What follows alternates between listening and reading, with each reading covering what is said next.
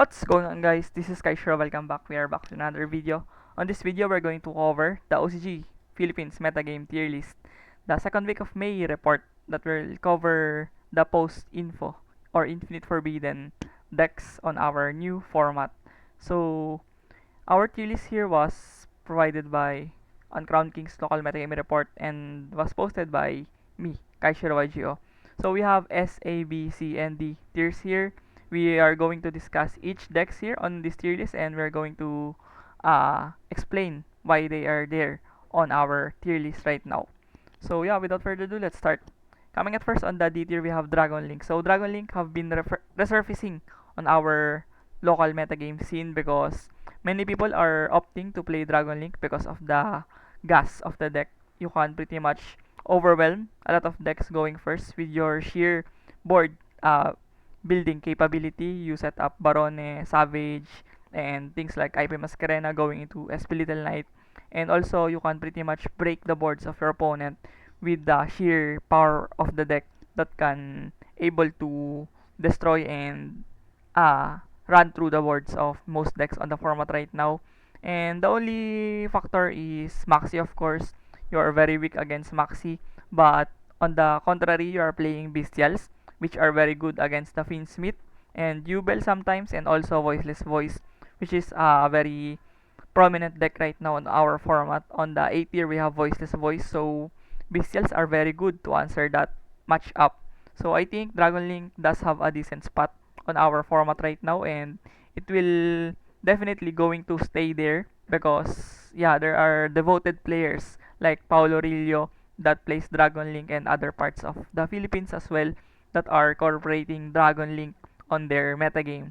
So yeah, moving on, we have Snake Eyes Jubel. So Snake Eyes Jubel is an add one deck, no? We don't really see it often, but there are tops of this deck on premier tournaments like the Galleria CS, where most of the talented people and skilled players all around the vicinity of Metro Manila are gathering there to play locals. So I think it's one of the most competitive locals in the Philippines and probably the most. So Snake Eyes Jubel does have a spot here due to the topping performance of this deck on those tournaments. And Snake Eyes Jubel is generally a kinda nerf version of the Snake Eyes Finsmith right now because you're relying on the Snake Eyes package to do your combos, and with the Jubel engine that acts like a new DPE package on the deck, and you have another form of interruption and pseudo omni negate from the Spirit of Jubel. So I think the deck has a good space for hand traps on the main deck. You do have a lot of room for it, and also you're playing Jubel, which gives you instant grind game and powerful recursion on the deck. So I think this is a pretty solid list moving forward, but I don't think that people will still play this version. They would rather play Snake Eyes Finsmith or the Fire King Snake Eyes moreover. So yeah, moving on, we have Fluandris. So Fluandris have been a staple deck in our Philippines local metagame. So most people are gearing up to play Fluandris when they don't know what to play on the format. They pretty much settle on playing Fluandris because it's reliable. It's already proven by time since the 2021 Bode format. Fluandris is there, and yeah, a lot of formats have passed already. Even the Tier Laments format, Fluandris is a capable deck. So I think yeah, people are engraved with the idea that Fluandris is a reliable deck for them, and yeah, I think it will continue to uh, develop on that note because Luandris is a deck that easy to play. You pretty much do your normal summons only, and you're going to have cards like Shifter and Fissure, which are very strong against the format right now. Especially our format are pretty much graveyard centric right now, with the likes of Unchained, Memento, Jubel, Finsmith, and Fire King Snake Eyes. So there's a lot of graveyard interactions right now. So Fluandris does have a good job on stopping those decks. Next, we have White Food or White Forest. I'm not really sure on the correct translation of this archetype right now. But yeah, people are starting to pick up the deck, and they are not really disappointed, no, because there's a lot of tops already of these white woods, and there's a lot of variations as well with the toy box engine, and you can also play something like Centurion on the deck. So you have a lot of options to play with this deck, and the good part here is the deck is really new. There are going to be more support for this deck, especially White Woods is an archetype from the Yu-Gi-Oh lore right now of the Sinful Spoils. So expect that it will be more powerful moving forward. So yeah, Whitewood is a very powerful combo deck. When it can go first, you're pretty much guaranteed to have a very considerable board to stop your opponent from playing the game, of course. And yeah, I think it's really consistent as well. Lots of one card combos and can pretty much complement most of the decks like Centurion and the Toy Box engine. So I think it's a solid D tier deck here, and potentially will move upward on this tier list on the following weeks. Next, we have Chimera Finsmith. So Chimera Finsmith have been stellar on the previous week of our new format, because people that are trying to play Finsmith on a budget are opting to play the Chimera version, because the Snake Eyes, of course, is much more expensive, and also the Yubel with the Spirit of Yubel very expensive right now. So they are trying to play something like Chimera, no? And this Chimera is not disappointing us, because Chimera can set up a decent board going first, and can pretty much play around most of the hand traps right now because of the illusion package and also the Finsmith. They're now more resilient. They have options to play with Finsmith going first, and procure the usual board of Finsmith. One card Beatrice, one card DDD Hiking, can also turbo out Apollousa effectively. So yeah, there's a lot of options going on with the Finsmith, and Chimera is absolutely a benefactor of this. And yeah, moving on, we have Ritual Beast. So shoutouts to Rod Alan, because he is single-handedly carrying the deck on this tier list, because he has a lot of tops from the Ritual Beast, and yeah, other people on the country as well are playing Ritual Beast right now, and they are having a good time on playing this deck. Mainly to the fact that it's also a shifter deck. You have shifter to stop these decks from getting crazy, and also Ritual Beasts have a very functional and complex combo. Most people are not inclined to know the interactions within the deck, so they're pretty much going to have a trouble when dealing against the deck, when deciding when to hand trap or where to hand trap. So it's kind of hard to deal against this deck if you don't know what are the lines and plays of this deck when they are going first. And yeah, the only problem is Maxi. Of course, Maxi is very tremendous against this deck. You're pretty much bombarded with card advantages when you got Maxied, but yeah, I think this deck also plays a lot of utility cards with Fissure, which is very good on the format right now, and Kaiser Colosseum, of course. We cannot deny how impactful Kaiser is on our format. It can definitely warp the metagame once you set up with Kaiser and your board is established. It's really hard to deal against those type of board right now. Next, we have Rescue Ace in Full Spoils. So, the last deck on our C tier is Rescue Ace in Full Spoils. So, the deck is kinda going down the drain. The deck is less represented each week. So, I think it will go lower on the following weeks. But there are still very good players of this deck, like Kenneth Febra and other people that are devoted for this Rescue Ace, like Armel, Gabuya. So, those are really good pilots of this deck. And I expect them to raise the bar of this deck on our meta. But yeah, I think the deck is less represented other than the decks here on our tier list. And yeah, I think this Rescue Ace is still very consistent. You can pretty much have a consistent setup with the Diabel Star and the Bonfire with the Poplar, and of course your standard Rescue Ace line of play. So the deck is has a solid going first, especially the deck setups with back row as well, which are niche right now, because you are going to need to have Feather Duster or Cosmic Cyclone on the main deck to answer these Rescue Ace. But yeah, that's the only downside of these Rescue Ace right now. If they are paired with Tenpai that are going to main Lightning Storm, Feather Duster, Heavy Storm, And yeah, those board breaking cards are very terrible against Rescue Ace. So yeah, you're pretty much going to struggle around the 10 pie matchup, which is sadly the best deck on our tier list right now. Moving on towards the B tier, we have Supreme King Melodious. So another combo deck, no? So there's a bunch of combo decks right now on our metagame tier list. But I think this deck has a space or a slot on our format right now because on how explosive this deck can be going first. I think it can set up one of the most obliterating boards on our format right now. The deck is kind of obnoxious on making a board. And yeah, once let the Supreme King Melodious do their combos, it's pretty much hard to stop them because there's a bunch of one card combos on this deck: Foolish Boreal, Dragon Shrine, and also their Pendulum cards, and of course the Melodious with the Batcha line, very explosive as well.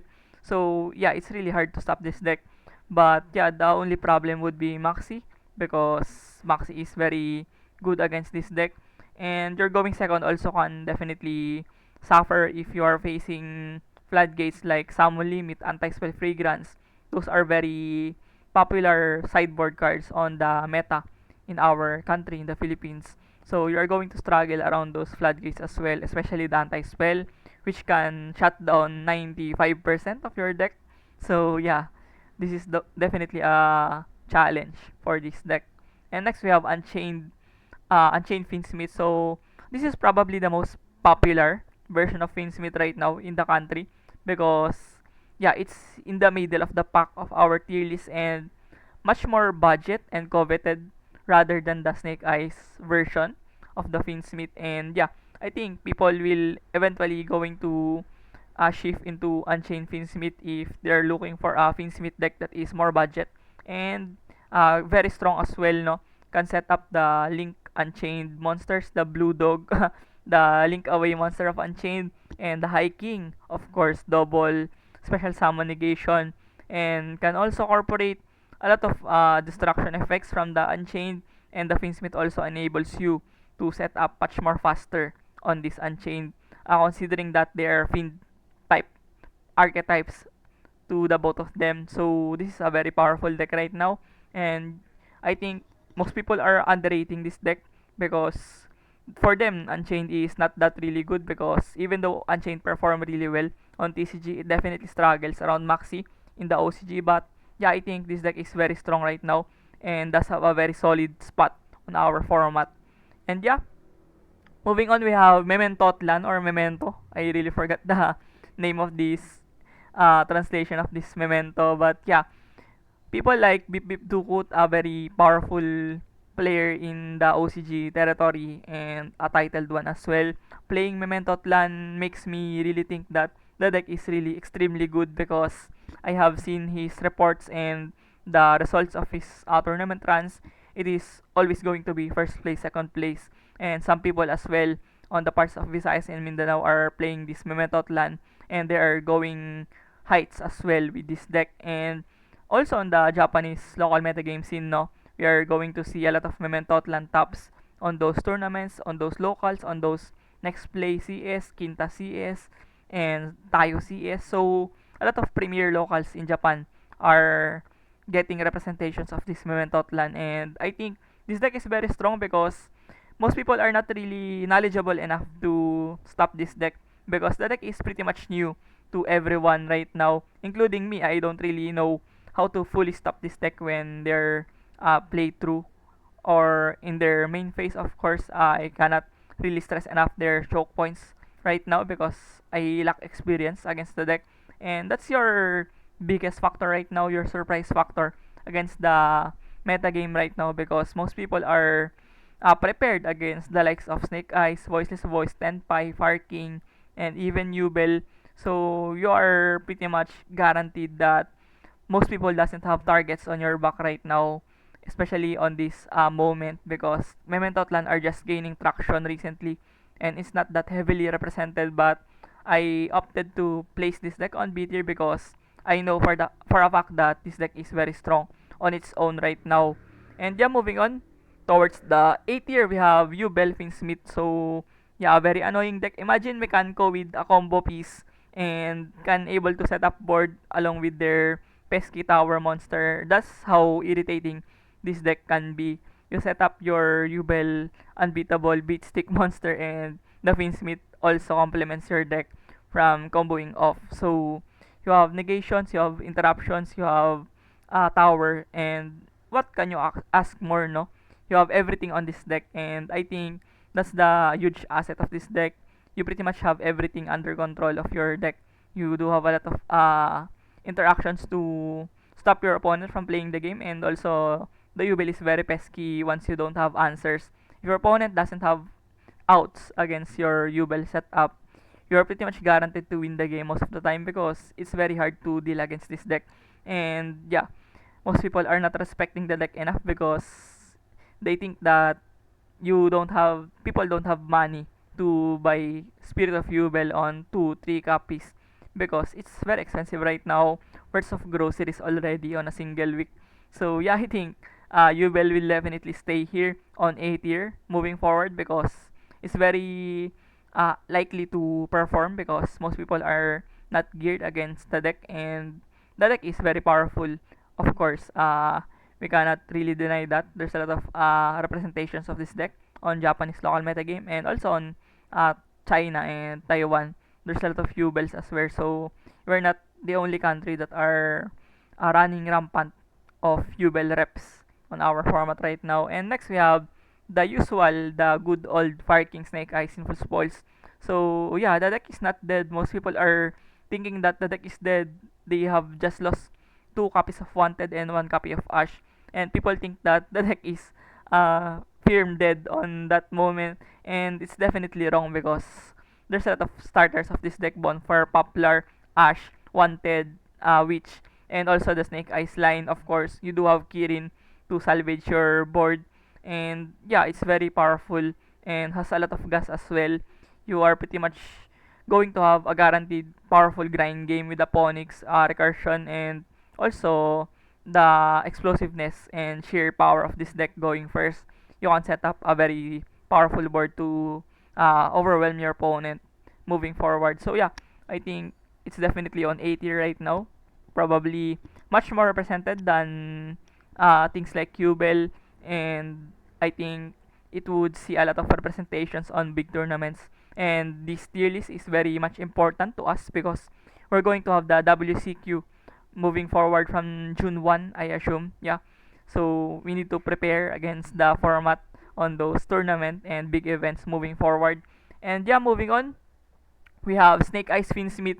So this is the more popular version and the hottest version of Snake Eyes right now with the Finsmith. So yeah, what can you say much about this deck? It's very explosive, has a lot of one card combos. Finsmith is already one card Apollousa, one card Beatrice, and yeah, the deck has everything, to be honest.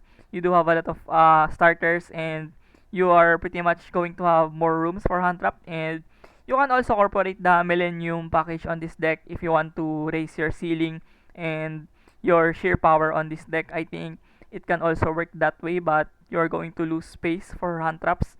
But yeah, you could play the deck 44, 42, 43. It doesn't matter because the deck is already consistent, and there's a lot of cards that you are going to start with to start your and procure your place on this deck. And yeah, it's very explosive.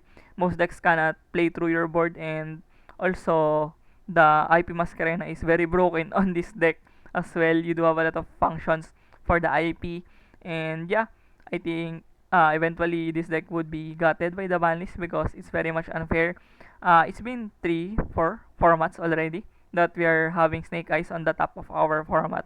So yeah, it is bound to happen anyway. So yeah, moving on, we have Voiceless Voice. So yeah, this is the most comfort deck of most people in our country, I assume, because aside from 10-5, Voiceless Voice is the second most rep deck in our country, and I think Voiceless Voice is a decent deck right now. You're going to have less troubles thinking on your place because the deck is streamlined, very linear combos, and you pretty much do the same thing consistently. So you set up the Guardian with Law and Sauravis. That's pretty much about it.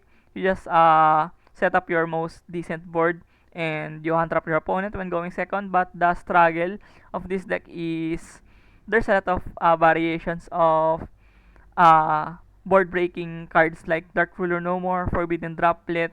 All of those cards are resurfacing right now in the format just to stop the Finsmith and the Yubel, of course. So you're going to struggle around those cards because Law and Guardian are not doesn't really have protections from those cards, and you are very susceptible from getting blown out by those cards. So yeah, you definitely watch out for those cards when you're playing Voiceless Voice right now. But nonetheless, I think the deck is pretty much solid.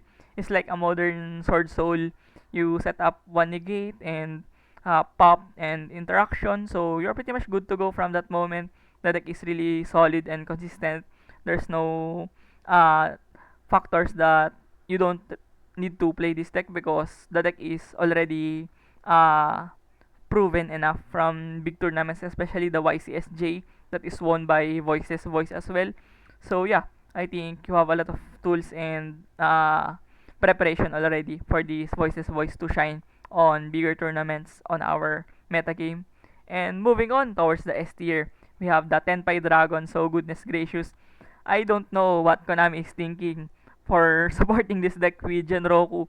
Genroku literally broke the deck in my own perspective. I cannot stress enough how powerful this deck is right now. And the fact that it's going second makes it very unpredictable, no? You're pretty much going to go first almost 90% of the time when you're going into a closeted format, locals or tournament. So when you don't know what your opponent is playing, you're going to go first, of course, most of the time. So that's the moment where Tenpai comes in. They are pretty much really going to destroy you. When they're going second, bunch of hand traps can incorporate the board breakers like Lightning Storm, Raigeki, Droplets, and yeah, very strong deck going second. And the only uh, thing that naggles in my mind is because Tenpai can be creative. When I say creative, you can pretty much mix and match cards on your main deck and cater your deck around your preference. You can pretty much play the Tenpai with FTK, you know. It's a good example of that, being creative on Tenpai. You can play it FTK and yeah, with the likes of the Ojama package on this deck, the Ojama trap, and also you can play board breakers on the deck, and most people are not really anticipating that on this Tenpai. So there's a lot of variance on this deck that makes Tenpai hard to beat or prepare against because you don't know if they are playing Ghost Ogre or if they are playing Multi Chami or if they are playing Ghost Bell or if they playing Ghost Mourner. So there's a lot of things that you should consider to think about when playing against Tenpai, and it's really hard on high levels of game. You pretty much don't know what to expect around Tenpai, and it's really hard. You are going to have struggles on making your board playing around things that makes you overthink to a certain extent. So yeah, I think Tenpai just have that extra factor to make it a best deck in our format right now. So yeah, that sums up our OCG Metagame Philippines Metagame tier list on second week of May 2024. So yeah, thank you for watching this video. I hope you do learn something from it, and see you on the next one. Peace.